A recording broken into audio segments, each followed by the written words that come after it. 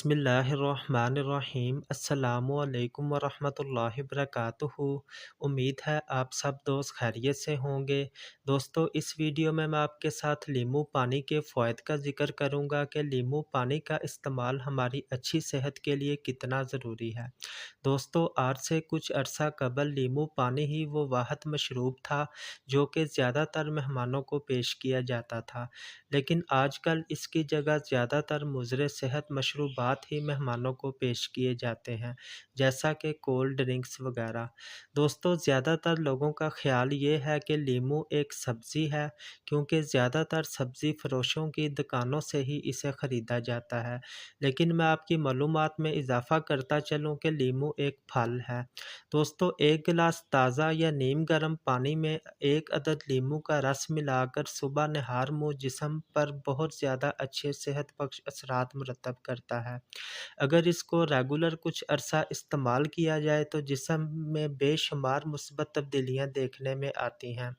दोस्तों, एक गिलास लीमू पानी में तकरीबन 21% विटामिन सी पाया जाता है।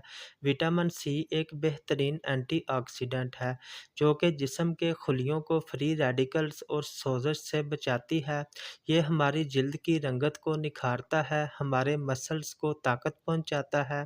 दोस्तों, नींबू का पानी का इस्तेमाल जिस्म में सोजिश को कम करने में भी मदद करता है, क्योंकि अगर जिस्म में मुतवातर सोजिश रहे तो कैंसर होने का भी खतरा लाहक हो सकता है।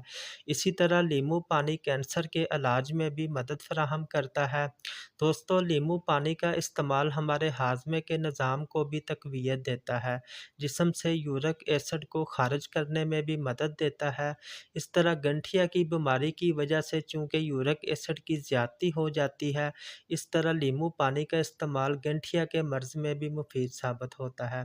दोस्तों, नींबू में विटामिन B1, B2, B6 और फोलिक एसिड्स भी पाए जाते हैं। आम तौर पर बी विटामिन्स हमारे जिस्म में ग़िज़ा को एनर्जी में बदलने का काम सर अंजाम देते हैं। ये हमारे असाबी निज़ाम को तक़वियत देते हैं और बीमारियों के ख़िलाफ़ क़ुव्वत मुदाफ़अत में भी इज़ाफ़ा करते हैं।